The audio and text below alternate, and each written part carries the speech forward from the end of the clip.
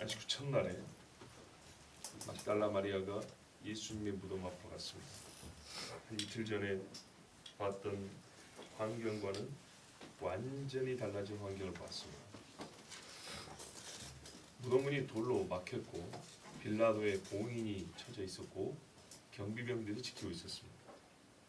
갔더니 돌이 없어졌습니다. 잘 보시면 이 여인이 눈썰미가 대단하고 바르게 주변 환경을 살펴보았다는 걸 알 수 있는데, 무덤에 와서 뭘 봤다 했습니까? 돌이 굴러간 것이 아니라 옮겨진 것입니다. 돌의 처음 위치가 달라진 위치의 변동만 본 게 아니라 누가 의지를 가지고 힘을 가해서 옮겼다는 것을 알았다 했습니다. 누가 옮겼는지 봤습니까? 못 봤죠. 뭘 보고 아는 거죠? 돌만 보고 알 겁니다. 굉장한 눈썰미죠. 대단한 사람입니다. 여러분 쉽게 알 수 있겠어요? 아니죠. 이게 굴러가서 여기 있던 게 저기 있는 건지, 누가 들어 옮긴 건지, 누가 밀어서 저리 간 건지, 그리고 어떻게 이동한 것만 보고 위치 옮겨진 것만 보고 알겠어요? 잘 모르겠죠. 근데 막달라 마리아가 분명히 뭘 알았냐면 돌의 위치의 변화만이 아니라 누군가의 힘에 의해서 돌이 수동적으로 옮겨졌다고 분명히 알아봤습니다. 그러면 무덤 안에 일어난 변화에 대해서도 어떤 힘에 의하여, 의지적 작동에 의하여 변화가 일어났다는 것을 알 수 있었겠죠. 근데 우리가 알다시피 거기까지는 이르지 못했다는 게 참으로 아쉬운 것입니다. 그래서 이걸 보고 시몬 베드로와 사랑하시던 제자 누굽니까? 요한이죠. 요한에게 달려갔습니다. 그리고 하는 말을 들어보세요. 사람들이 주님을 무덤에서 가져다가 어디 두었는지 우리가 알지 못하겠다. 즉 무덤문이 옮겨진 걸 보고 누군가의 힘에 의해서 무덤의 돌문이 옮겨졌다면 그 안에 있는 예수님의 시신도 그들이 함께 옮겼다고 생각하는 겁니다. 우리가 최소한 두 가지 경우의 수를 생각해 볼 수 있죠. 지금 이 여인이 제자들에게 말하는 것과 같은 경우입니다. 사람들이 돌문을 옮겼고 사람들이 예수의 시신을 가져갔다. 돌문이 옮겨진 일에 대하여 생각이 다르면요, 뒤이어진 결론도 달라집니다. 천사가 무덤문을 옮겼다. 예수님이 부활했다. 이 두 가지 경우죠. 그런데 이 여인은 무덤문이 옮겨진 것에 대하여 누가 옮겼는지, 분명히 옮기긴 옮겼는데 누가 옮겼는지에 대한 그 주체를 가정을 하더라도 두 가지 경우의 수는 생각해 봐야 되는데, 하나님이 옮겼냐 사람이 옮겼냐를 생각해 봐야 되는데, 그 뜨거운 예수님 사랑을 가진 여인조차도 사람들이 옮겼다고 결론을 내버렸습니다. 사람들이 옮겼다고 결론을 내버리니까 어떻게 되죠? 예수님 시신을 사람들이 가져가 버린 거죠. 그러면 이 여인이 생각할 때 누가 가져갔다고 생각하겠어요? 그래요. 예수님 죽인 사람들이 가져갔다 생각할 거 아닙니까? 그 지경이 되니까 어떻게 됩니까? 예수님이 와서 울고 있는데도 선생님이라고 부르지 못하고 동산직인 줄 알았다 이러잖아요. 우리 신앙생활에서 하나를 알면 열을 끼우칩니다. 하나의 사실이 잘못 박혀버리면 많은 우리 진리를 놓쳐버립니다. 여러분, 이 여인이 그럼 어떻게 생각을 해야 옳습니까? 예수님이 부활했다 생각이 옳죠. 그게 맞죠? 왜죠? 적어도 그 전에 증거가 있잖아요. 예수님이 죽은 자를 3명 살렸습니다. 나사로가 무덤에서 나온 것을 봤거나 들은 적이 있습니다. 왜 그것을 떠올리지 못할까요? 안타깝게도. 근데 과연 마리아만 그럴까요? 예수님을 그토록 사랑한 마리아가 이랬다면 우리는 이보다 낫다고 장담할 수가 없습니다. 자, 베드로하고 요한이 달렸습니다. 무덤으로. 굉장히 놀랐겠죠. 왜 달립니까? 놀라면 집에 있지 그냥. 그렇죠. 확인하고 싶어서. 오늘 새벽부터 굉장히 정답률이 높습니다. 확인하고 싶어 간 거죠. 예. 이 사람들이 본래 숨어있던 처지였다는 걸 생각하면 이거는 뭔가 마음에 이 큰 힘이 났다는 것을 알 수가 있습니다. 근데 여자가 말했겠죠. 아무도 없더라. 군병이 지켜 있었다는 걸 알고 있었는데 지난 이틀 동안 군병이 없다는 소식을 이제 듣고 용기를 내어서 그럼 보러 가자 이러고 달렸던 것입니다. 근데 다른 제자가 베드로보다 빨리 달렸다. 먼저 무덤에 이르렀다. 그래서 어떻게 했어요? 무덤에 안 들어갔다 그랬습니다. 달리기의 열심을 볼 때 말이죠. 보고 싶지 않은 건 아니잖아요. 보고 싶어서 달렸지 않습니까? 근데 막상 무덤에 도착하니까 안 들어갔어요. 이 베드로보다 달리기 잘한다고 누가 무덤에 먼저 도착한가 그거 시합한 건 아니죠. 예, 그만큼 보고 싶었던 거예요. 보고 싶었던 건데 딱 도착하니까 보고 싶은 그 마음이 사라졌거나 무덤을 확인해야 될 이유가 없어진 건 아니지만 못 들어갔어요. 왜 멈췄을까요? 잘 모르겠습니다. 그래서 이 문제를 푼다고 참 많은 상상력들을 동원하고 베드로의 성품이 어쩌고 요한의 성품이 어쩌고 하는데 그것은 사실상 무의미합니다. 왜냐? 베드로의 별명은 뭐죠? 반석이죠. 돌덩이. 요한의 별명은 뭡니까? 우레의 자식입니다. 천둥소리라고요. 예. 성격이 어쨌다는 얘기예요. 뭐 요한이 고분고물었다고 누가 그렇게 만들어냈지요? 성경이 안 한 말 좀 하지 마세요. 성경이 그렇게 말한 데 없어요. 젊을 때 요한은 성격이 대단한 사람이었어요. 저것들 하늘에서 저거 불리라고 그냥 쓸어버리게 할까요? 뭐 이런 이야기 누가 했어요? 요한이. 내 뒤에 요한 서신에 가면은 말이 좀 부드럽죠. 그래요. 왜죠? 나이가 들었거든요.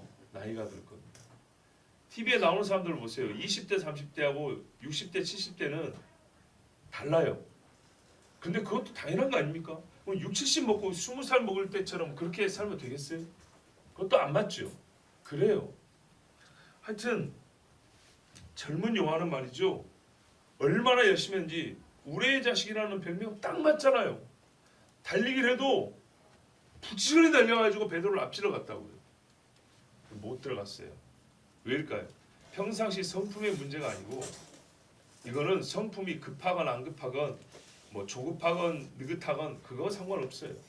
뭐 내성적인 외향적인 그런 의미가 아니고 여러분 한밤중에 12시에 여기 있는 분들 전부 다 공동묘지 갔다 오면 갈 수 있겠어요? 성격이 다 똑같아서 못 가죠. 아닙니다. 성격이 아무리 외향적이고 무서운 거 없다고 해도 한밤중에 공동묘지 혼자 못 갑니다. 막상 무덤에 딱 도착하니까 못 들어가겠는 거예요. 무서운 거예요. 굉장히 상식적인 문제입니다. 상식적인. 무덤에 들어가는 일이 그 자체로 무서울 수 있습니다. 여러분 시신 파내버린 구덩이에 시신 없습니다. 들어갈 수 있습니까? 속된 말로 재수 없는 일이 있을까 봐도 못 들어가죠. 귀신 붙을까 봐도 못 들어가죠. 예수 믿는 사람도 쉽게 못 들어갑니다. 예수님의 시신이 없을 경우에 그보다는 이제 이런 생각도 있을 수 있어요. 내가 보겠다고 왔는데 진짜 막상 없는 걸 보면 어떻게 하지? 내가 이거 일을 어떻게 받아들여야 되지에 대한 혼란스러움. 이거를 어느 정도 좀 정리를 하기 위해서 시간이 필요했을 수도 있어요. 자, 평상시 급한 사람도 어느 일에 순간 느긋해지는 수도 있고 평상시에 느릿느릿했던 사람도 어떤 일에는 깜짝 놀랄 정도로 누구보다 앞서는 경우도 있어요. 그러니까 이 한 가지 사건으로 베드로와 요한의 성격을 너무 논할 필요는 없어요. 자, 그럼 베드로는 어떻게 했습니까? 와서 그냥 들어갔죠. 여러분 이제 이런 경우 한번 봐보세요. 무서운 장면인데 내가 그걸 처음 본 사람이에요. 벌벌 떨죠. 근데 누가 봤대요. 그리고 나보다 먼저 사람이 와 있어요. 그럼 마음이 어떻게 해요? 희한하게 조금 위안이 되고 조금 덜 무섭죠. 그죠? 그래서 살인 현장에도 보면 처음 발견한 사람은 벌벌 떠고 막 이러는데 사람들이 몰려 있으면 그 비켜봐 좀 보게 요로 들어가죠. 지 혼자 있으면 그걸 못합니다. 자, 베드로가 매우 상식적으로 생각했어요. 요한이 먼저 와 있어요. 그러면 대화를 안 했던 상황에서 어떤 생각을 하겠어요? 얘가 먼저 와서 봤다고 생각했겠죠. 근데 얘가 멀쩡하단 말이죠. 그리고 그 앞에 서 있어요. 그러니까는 먼저 왔어. 보자. 이러고 들어갈 수 있겠죠. 아주 우리의 평상시의 심리 상태를 생각하면 어려운 이야기가 아닙니다.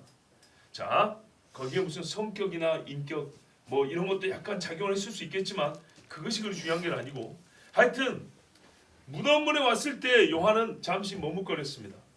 본인이 확인하고 싶어서 열심을 냈지만 확인하고 싶어 열심을 냈기 때문에 확인이 되었을 시에 본인이 생각을 어떻게 해야 되는지 어떻게 받아들여야 되는지 일을 어떻게 감당해야 될지 여기에 대하여 그는 잠시라도 두려웠건 걱정이건 뭐든 간에 생각할 시간 들어가기 전에 생각할 시간이 필요했던 겁니다. 그러나 베드로는 들어갔습니다.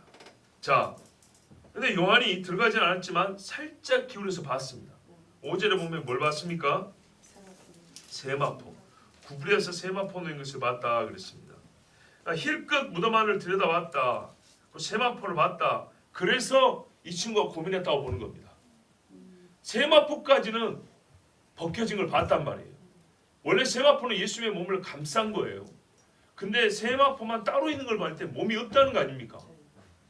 그러면 무덤 어딘가에 있을 수도 있겠죠. 굴러버렸거나 누가 옷을 벗기고 속에 뭐 들었는가 하고 뺏어가고 그 무덤 도구라는 인간들 있잖아요.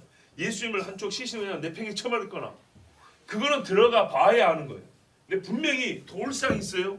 시신으로는 돌상 그 위에 있던 세마포는 따로 있었단 말이죠. 거기까지는 봤어요. 그러니까 우리의 이 사람의 보편적인 심령을 생각했을 때는 세마포가 놓인 것을 봤을 때는 분명히 지금 시신이 처음 놓인 상태하고 다른 처지에 놓여 있는데 그것이 내팽개진 것인지 누가 가져가 버린 것인지 부활한 것인지 이거는 확인할 수가 없었어요. 근데 그거를 만약에 내가 확인하는 순간 이 떨리는 가슴을 어떻게 하죠? 그래서 잠시 머뭇거리고 있었다고 보는 겁니다. 자, 이래서 못 들어가고 있는데 시몬 베드로가 따라와서 뒤에 와서 그냥 들어가 버렸습니다. 두 사람의 성품의 차이를 무시하는 거 아니지만 분명히 말하지만 지나치 이거를 비교할 일은 없다 그랬습니다. 먼저 와 있던 사람, 사태 파악한 사람이 있을 경우에 우리는 조금 더 나은 평정심과 또 먼저 있는 사람을 의지하는 그런 심정에서 불안의 해소를 덕을 봅니다. 약간 무서움이 덜합니다. 그래서 적어도 베드로가 보기에는 요한이 먼저 와서 상황 파악을 끝냈다고 볼 수 있는 상황이기 때문에 하여튼 들어갔습니다. 자, 이리 들어가서 보니까 머리를 쌌던 수건하고 몸을 쌌던 세마포가 딴데 따로따로 개어져 있는 거예요. 여기 개어져 있다기보다는 이 뭔가 수건은 분명히 개어져 있다고 돼 있어요. 세마포에 대해서는 잘 모르겠고요. 번역에 우리 번역은 그걸 확실히 구분 안 했는데 다 옛날 번역에는 그 머리를 쌌던 수건은 그것만 한쪽에 개어져 있더라 이렇게 돼 있어요. 자, 그때야 8절에 보면 먼저 갔던 다른 제자 요한도 들어갔습니다. 그리고 요한은 믿었습니다. 뭘 믿었죠? 무엇을 믿었습니까, 요한이? 예수님 부활을 믿었습니까? 아니죠. 자기가 눈으로 본 것을 믿었습니다. 이게 참 중요한 차이점입니다. 자기가 눈으로 보고 확인한 걸 믿은 거지 예수님 부활을 믿은 게 아닙니다.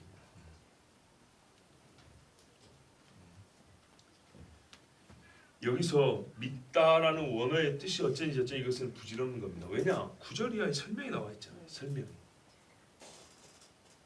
분명히 앞뒤 문명이 가르쳐 주기 때문에 무슨 사전이니 원문이니 이걸 논할 상황은 아닙니다. 보세요. 8절에 믿었다 했고 그들은 뭐라 그랬어요? 아직 죽은 자의 부활을 알지 못한다 했죠.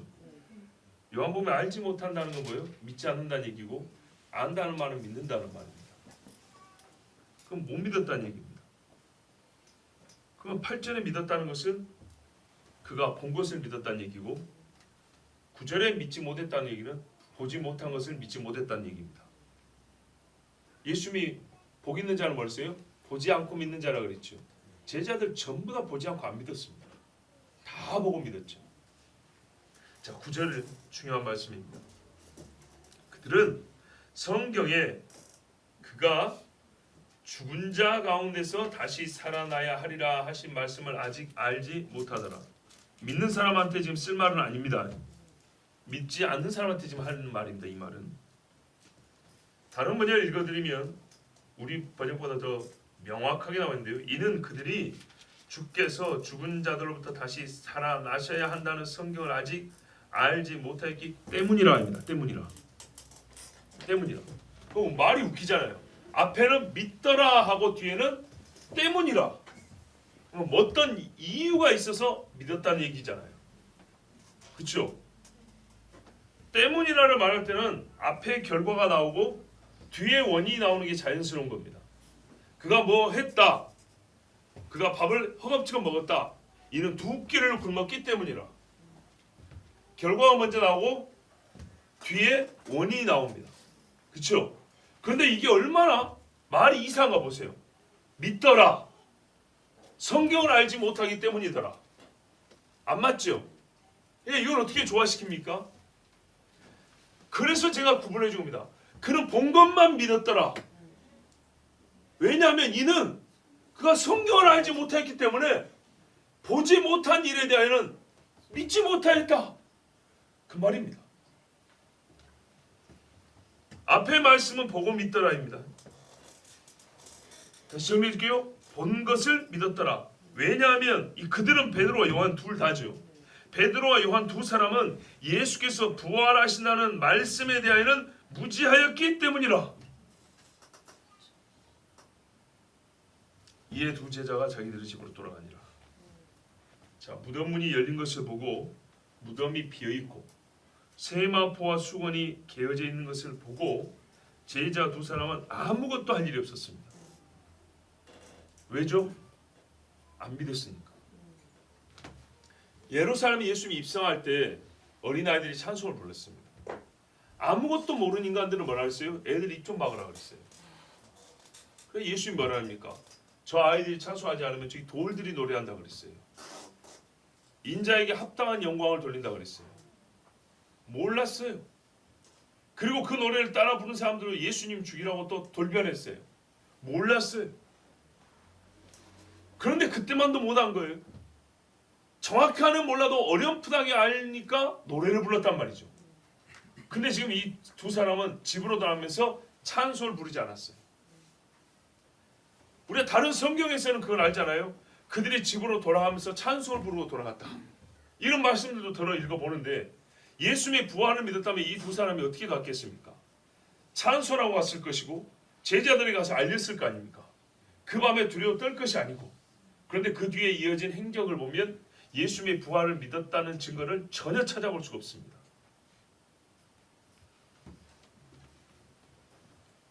저는 이것도 이해가 안 됩니다. 아무것도 하지 않고 집으로 왔다는 이것도 이해가 안 됩니다. 왜냐하면 여러분 막달라 마리아처럼 울기라도 해야 되는 거 아닙니까? 누가 우리 주의 시신을 가져갔는가? 부활을 못 믿으면 시신을 도둑 맞았건 아니면 누가 다른 데 갔다가 처분을 해버렸건 사람들이 못 알아보게 말이죠. 왜? 이 악한 자들이 예수님 얼마나 미워했습니까? 혹시 누가 돌아가서 부활했다고 말할까 봐 거꾸로 그들이 훔쳐가가지고 시신을 회수할 수 있는 거 아닙니까? 그러면 3년만을 따랐던 제자들 입장에서 아이고 우려야 되는 거 아닙니까? 막달라 마리아는 또 못해요. 이 두 사람은 그냥 터벅터벅 걸어가 버렸어요.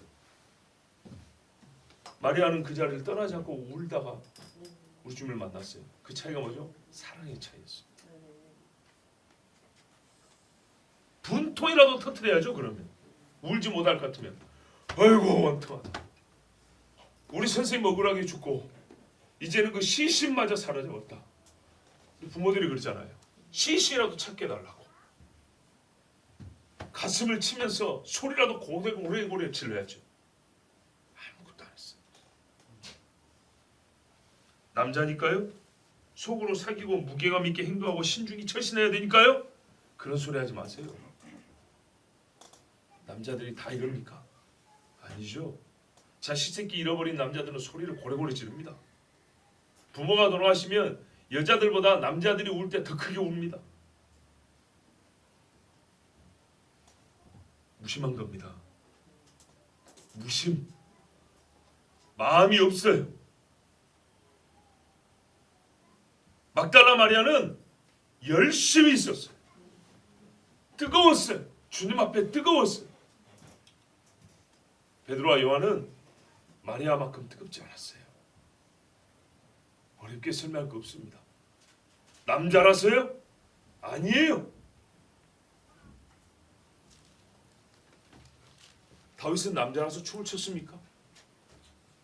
보통 여자들이 춤추는 겁니다. 근데 말도 안 되게 남자가 춤을 추고 오히려 왕이 춤을 추니까 미갈이 비웃었던 겁니다. 1년에 1차 제사장 남자들이 춤추는 것이 초막절이라고 그랬습니다.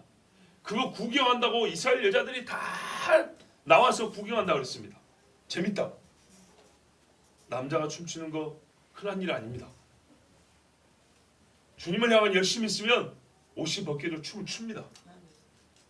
남자니까 근엄하게 천만의 말씀이 무심해서 그런 거예요. 예수님의 부활에 대하여 깊은 묵상도 없고 사모함도 없고 확인해보지 않은 마음도 없고 부활에 대하여 마음이 없어요. 종합하여 부활에 대하여 관심이 없어요. 예수님을 다시 만날 뜻이 그리움일지언정 믿음과 연결되어 있지는 않았습니다. 부활과 맺어져 있지는 않았습니다. 죽은 예수를 그리워하고 그의 시신이 온전하기를 바라는 정도까지는 마음이 있어서 혹 어떻게 됐나 싶어서 무덤에로 갔지만 그 무덤에서 일어난 일을 보고 혹시 우리 부주님 부활했는가 보다 이런 생각에 이르지도 못했습니다. 가정이라도 그렇게 할 수 있어야 되는 거 아닙니까? 가정이라도. 그런데 만약도 생각을 못했습니다. 만약이라도 할 것 같으면 우리가 얼마나 들뜹니까? 야, 만약에 이번에 서울대 함께하면 어떡하지? 얼마나 들뜹니까? 그래요, 안 그래요? 나이가 50 먹은 노처녀가 야, 이번에 잘 잡고 시집 가면 어떡하지? 얼마나 흥분되겠습니까? 근데 주님이 부활했을 것에 대한 가정도 해보지 못했어요.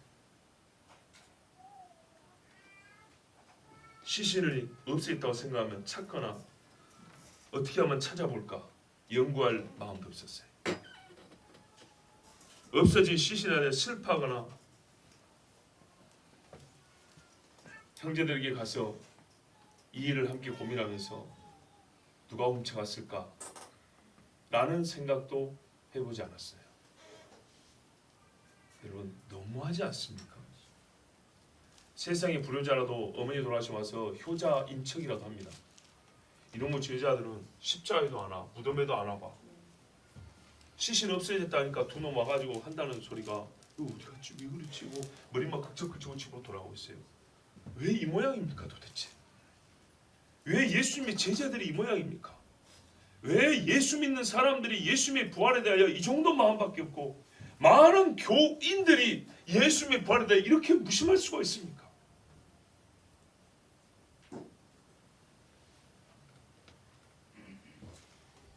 믿음이 없었습니다. 성경은 단호하게 우리에게 알려줍니다. 베드로와 요한 부활을 믿지 않았다. 대제자 베드로와 요한이 3년 이상 예수님 말씀 듣고 죽은 자 살아난 걸 봤는데도 불구하고 자기들의 주님 부활을 믿지 않았다. 혹시 다른 말 할 수 있습니까? 예수님의 무덤문이 열린 것을 보고 시신이 없는 것도 보고 수건과 세마포가 따로 개어져 있는 것도 보았고 천사가 나타나 보였고 부활의 아침 예수님의 부활을 믿은 자는 아무도 없었습니다. 아무도.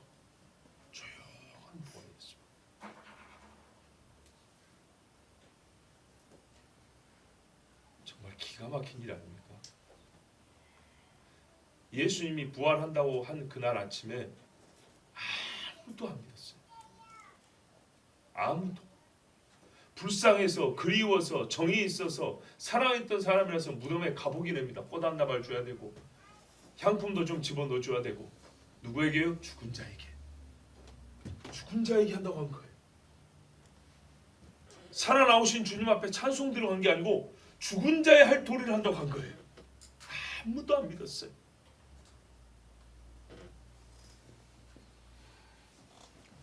예수님을 직접 보기 전까지는 아무도 안 믿었습니다. 증거 소용없었습니다. 천사가 와서 알려준 말 그냥 무서워서 벌벌 떠면서 뭔 말인지도 모르고 그냥 가서 전했을 뿐입니다. 여러분, 예수님이 육체로 이 땅에 처음 오실 때 믿는 사람은 거의 없었습니다. 극소수가 믿었고 주를 기다린 자는 손에 꼽았습니다. 주를 영접한 자도 너무 적었습니다. 주님이 부활하신 날에도 예수님 무덤 앞에 나와서 기다린 자는 아무도 없었습니다. 죄인이 감옥에서 출소만 해도 가족들이 나가서 환영을 합니다.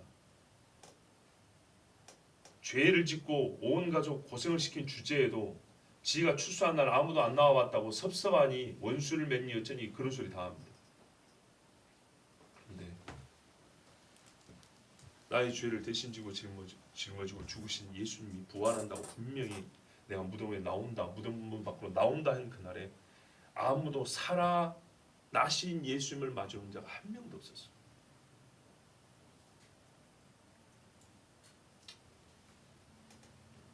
이 놀라운 사실 부활절은요, 예수님이 살아나신 기쁨과 살아나신 예수님에 대하여 사람들이 한 일로 말미암아 우리가 슬퍼해야 될 일입니다. 우리가 성경에서 슬퍼하는 구절들이 꽤 많습니다. 예수께서 주먹으로 맞았더라, 채찍에 맞았더라. 슬픈 일이죠. 예수님을 자기 고향에서도 배척하여 낭떠러지로 떨어져 죽이려 하였더라. 슬픈 일이죠. 슬퍼야 합니다. 예수님이 여러 교훈을 하실 때도 믿지 않는 사람이 많았더라. 예수께서 이렇게 많은 기적을 베풀어도 벳세다야 고라시나, 참 우리도 그런가 보다 하고 슬프죠. 여러분, 그렇다면 부활의 아침에는 우리가 슬퍼할 이유가 없다고 말할 수는 없죠. 너무 슬픈 일 아닙니까? 부활한 주님을 알아보고 믿는 자가 한 명도 없었다는 것, 너무 슬픈 거 아닙니까? 구유에 놓인 예수님 보러 온 자가 몇 사람 안 됐다는 것도 슬픈 이야기인데, 세상에 나를 위하여 질고를 겪고 고난을 당하고 슬픔을 당하신 예수님이 부활한 그날에 믿고 나온 사람이 한 명도 없었다는 것, 이거 우리가 마냥 기뻐만 할 일입니까? 예수님이 부활한 것은 기쁘지만은 그날의 사람들이 보인 행적으로는 우리가 얼마나 슬퍼해야 될 일인가 보십시오.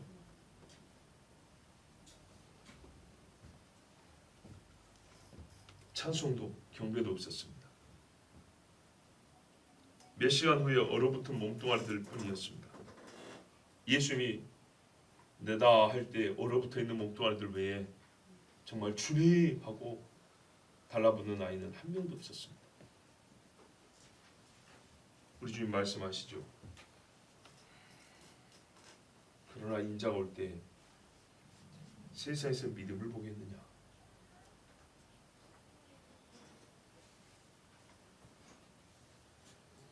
정말 그렇겠죠? 화산재가 하늘을 덮고 해와 달이 빛을 잃어도 설마 주님이 오늘 오실까? 이러겠죠. 땅이 쪼개지고 보리 한 대에 수천만 원씩 하는 날이 와도 주님 오실 날은 아직 멀었어, 이렇게 말하겠죠. 복수가 이렇게 차고 눈앞이 흐려져도 오늘 밤은 무사히 넘어가겠지, 그런 생각하겠죠. 하늘에서 나팔 울리는 소리가 나도 저거는 천사장의 소리가 아니라고 생각하겠죠.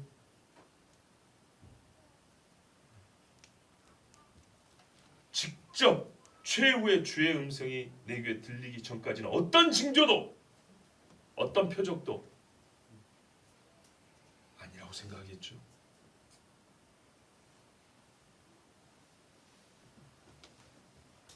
예수 믿지 않는 자가 절대 다수입니다.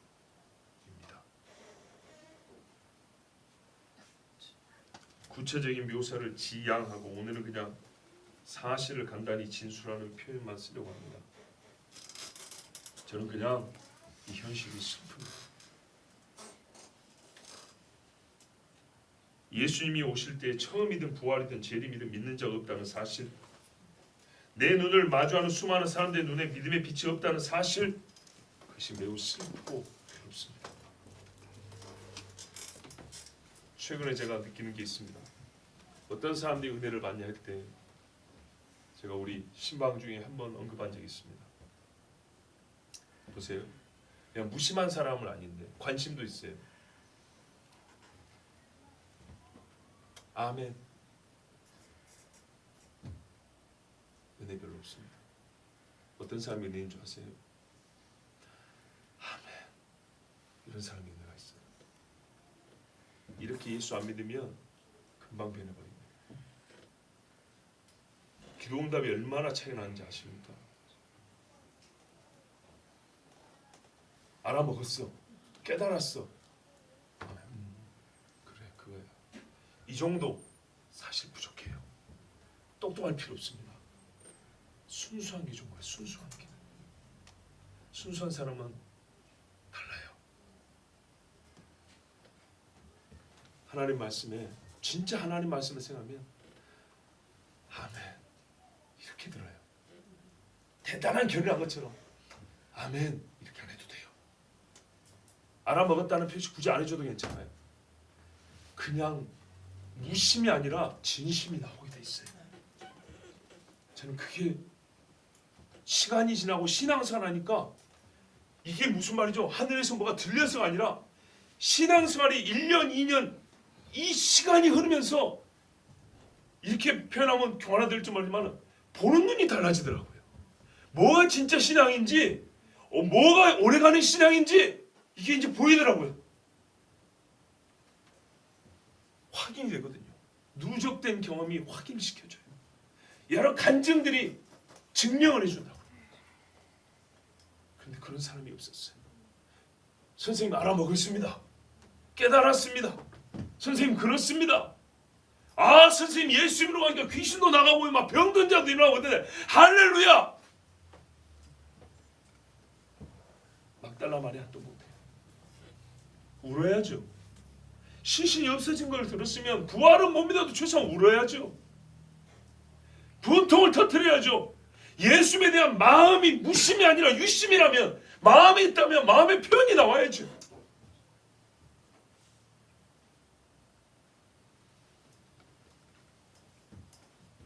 여러분, 우리 중에 한 사람도 예수 부활을 안 믿는 사람이 없기를 저는 정말로 원합니다. 그러면 여러분 어떻게 하면 믿을 수 있을까요? 뭐 알약 먹으면 믿음이 생길까요? 아니죠. 어떻게를 좀 구체적으로 말하면 어떤 수단과 방식을 사용하여 하나님은 우리를 믿게 하실까요?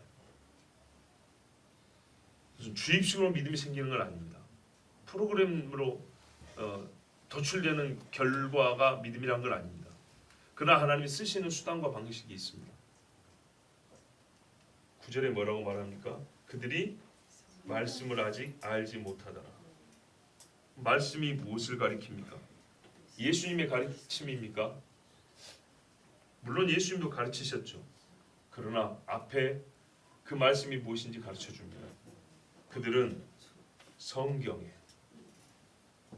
구약 성경을 몰랐다는 얘기입니다.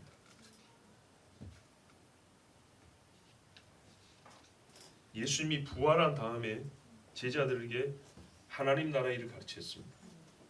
그런데 그거는 사도행전에 나와 있고 복음서에는 예수님 자신에 대해서 가르쳤다고 되어 있습니다. 그리고 이 일에 너희가 증인이라 그랬습니다.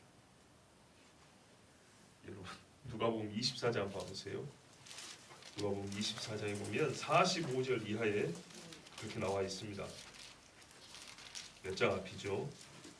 141쪽쯤에 있습니다. 사실 1쪽이나 2쪽에 보면 또 이르시되 그 앞에부터 보면 44절에 또 이르시되 내가 너희와 함께 있을 때 살아계실 때부터 가르쳤어요. 너희에게 말한 바 곧 모세의 율법과 선지자의 글과 시편에 나를 가리켜 기록된 모든 것이 이루어져야 하리라 한 말이 이것이라 하시고 이것이 뭐예요? 앞에서 했죠. 내 손과 39절에 보세요. 발을 보고 나인 줄 알라. 나를 만져보라 그랬죠. 그리고 떡까지 먹으셨죠. 생선 한 토막을 먹으셨죠. 먹고 나서 뭐라 했어요?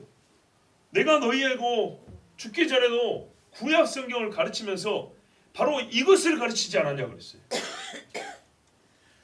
이에 그들의 마음을 열어 성경을 깨닫게 하시고 또 이르시되 이같이 이제 앞뒤로 반복하여 말씀하십니다. 그리스도가 고난을 받고 제3일에 죽은 자 가운데서 살아날 것과 또 그의 이름으로 죄의 사함을 받게 하는 회개가 예루살렘 시장의 모든 족속에 전파될 것이 기록되었으니 자 이것을 살아계실 때도 가르쳤고 부활하셔서 또 가르친 거예요. 성경에 모세와 시편과 선지자의 글을 가지고 가르쳤어요. 그리고 예수님 말했어요. 너희가 이 일의 증인이라고 그랬어요. 근데 사도행전에 가면 뭐라 해요? 너희가 성령을 받고 권능이 임하면 성령이 임하면 너희가 권능을 받고 내 증인 된다 그랬죠. 보세요. 그러니까 예수님이 하나님 나라의 일을 40동안 가르치니라 했고 복음서에는 예수님 자신에 대해서 가르쳤죠. 성경에 기록된 그 나라의 왕에 대해서 가르쳤단 말입니다.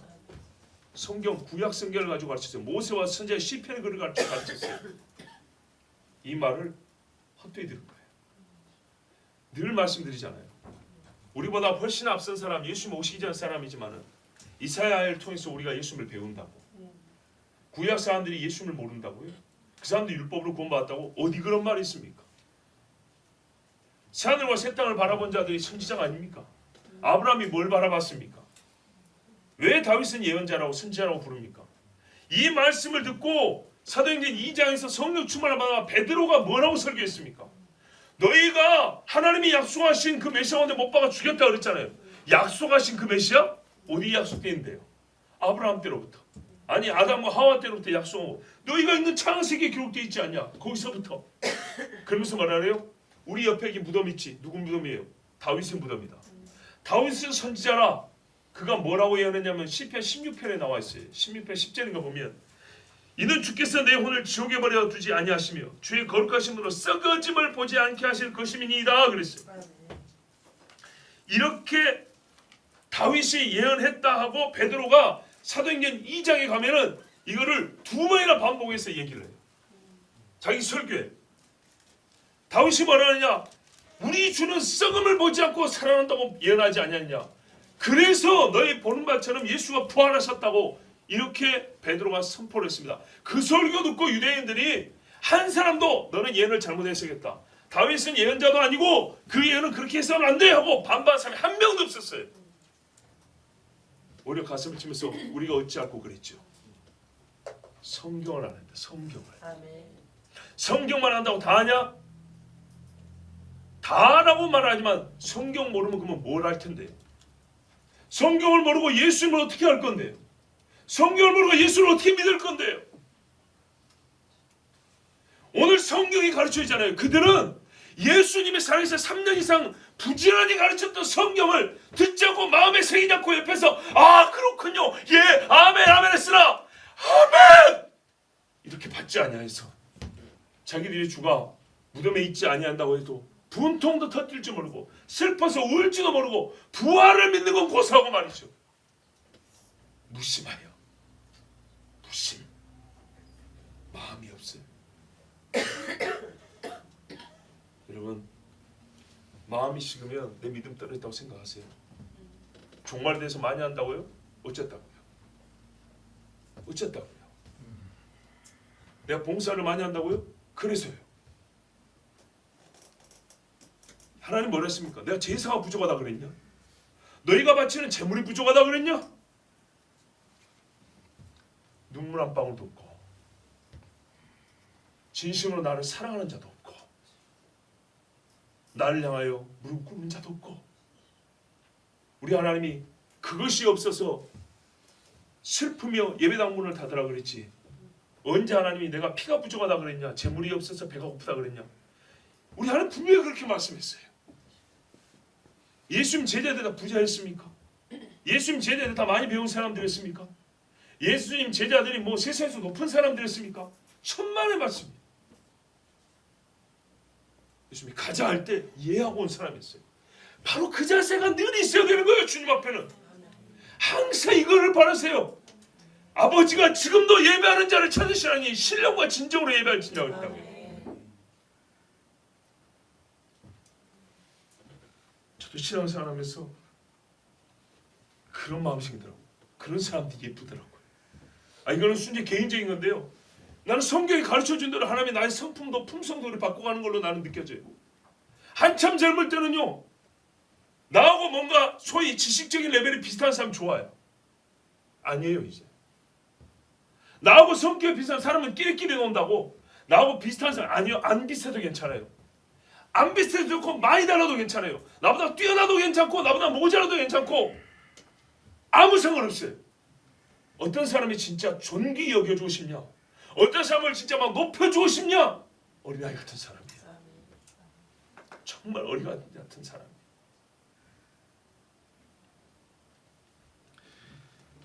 무슨 특별한 방법이 있을까요? 지각으로 깨닫게 하는 일이 있어야 한다 했으니까 지각을 열어달라고 기도해야겠죠.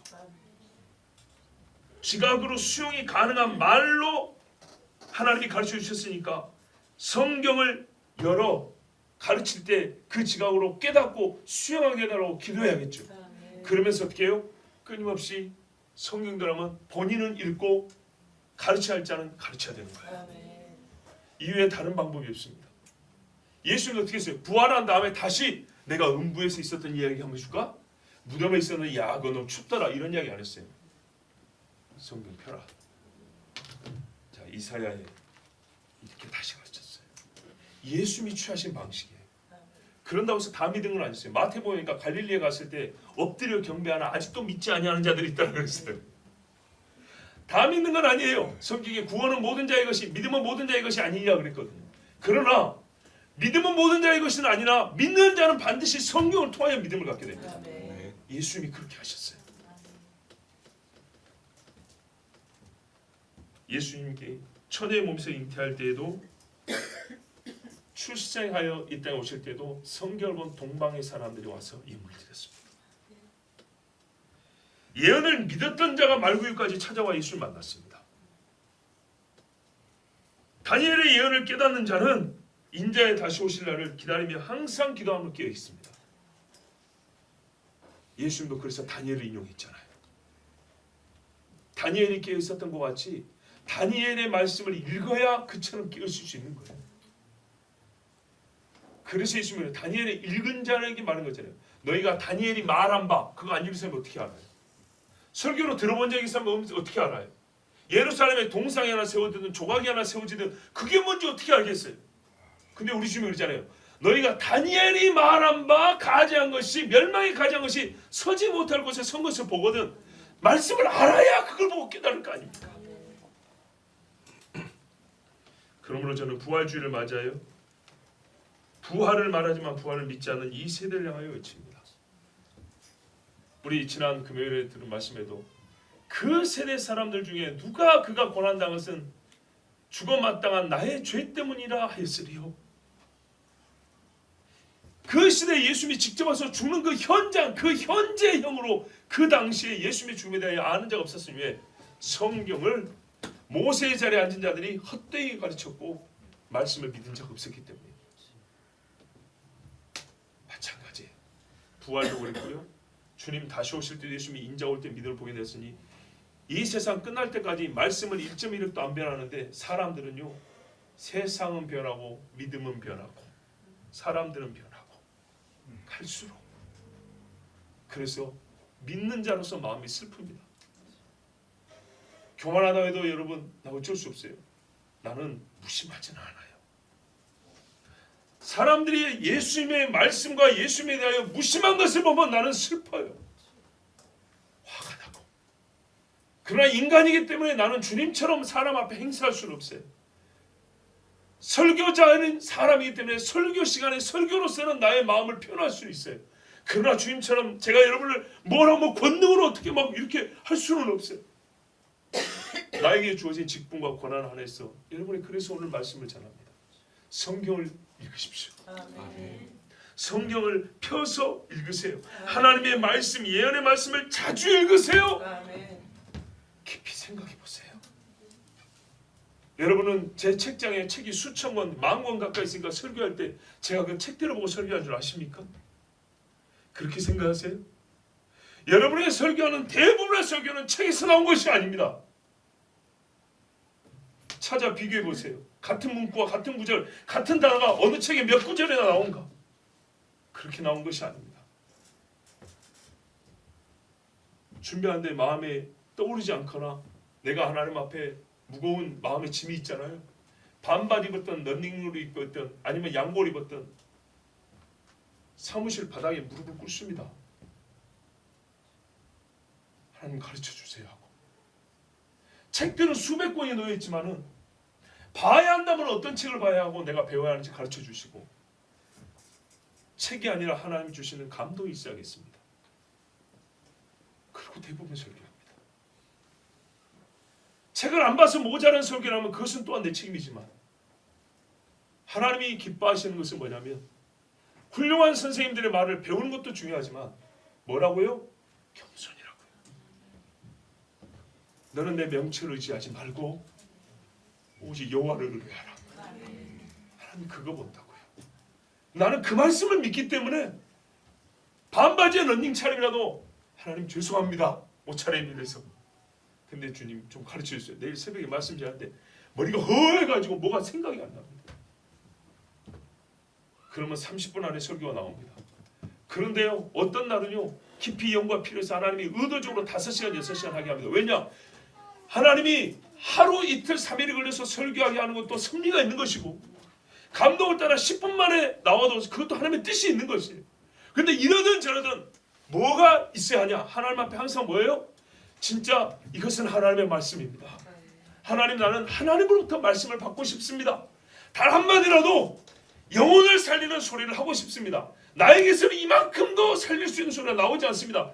이것을 고백하면 설교가 되는데요, 이게 안 되면요 진짜 세상 말로 죽수가 내려오는 경우가 얼마나 많은지 모릅니다. 그래서 오늘 여러분이 전합니다. 성경 그대로 성경을 읽으세요. 나는 모릅니다 하고 읽으세요. 가르쳐 주세요 하고 읽으세요. 주님 나에게 믿음을 주세요 하고 펴서 읽고 묵상하십시오. 예수를 깊이 생각하라. 예수를 깊이 생각하라. 설교하는 저도 예수님을 깊이 생각하지 못한 게 죄스러워서, 너무 죄수해서 한마디를 한다니까요. 하나님, 나 설교하는 사람인데 예수님 생각 많이 못했습니다. 잘못했습니다. 근데 설교를 해야 됩니다. 여러분, 잘못했으면 죽어야지. 그런데요, 그런 기도를 우리 주님이 기다린다니까요. 아무것도 안 했어요 주님 어쩌면 좋죠, 이런 걸 기다린다고요. 앞에 여러분 우리 기도인도 하러 나오잖아요. 수요일날 같은 경우에 특별히 이 앞에, 그죠? 그렇게 기도하세요. 어떤 분들이 나는 기도할 줄 모릅니다. 어떻게 해야 되지 목사님? 저한테 물어봅니다. 그럼 제가 뭐라고 하세요? 기도는 이렇게 아닙니다. 하나님 앞에 이렇게 기도를 하시면 됩니다. 하나님, 저 기도할 줄 모릅니다. 아무것도 모르고 떨려 죽겠습니다. 좀 도와주세요. 이렇게 기도하면 됩니다. 아, 기도는요 순서가요 이렇게 되고 저렇게 하고요, 요거는 그 다음입니다. 진짜 중요한 거는 성경대로 진심으로, 모자라면 모자란 대로, 잘나면 잘난 대로, 하나님 나 좀 도와주세요, 제발 나를 써주세요. 이것이 최고입니다. 최고. 여러분, 예수님 부활을 믿기를 바라고 원합니다. 그러나 나에게 아직 예수님 부활에 대한 믿음이 없거나 작거나 주님 무덤에 가고자 하는 마음조차도 동하지 않는다면 성경을 펴서 읽으십시오. 옛적에 주님을 보지 못하고도 오실 주님을 보고 내다보고 믿었던 선지자들의 심령을 달라고 하나님 앞에 그렇게 기도하면서 성경을 읽으십시오. 하나님의 약속대로 주의 부활을 믿는 믿음과 예수 그리스도의 다시 오심을 사모하는 마음까지 넉넉히 주께서 부어주십니다. 함께 기도합니다.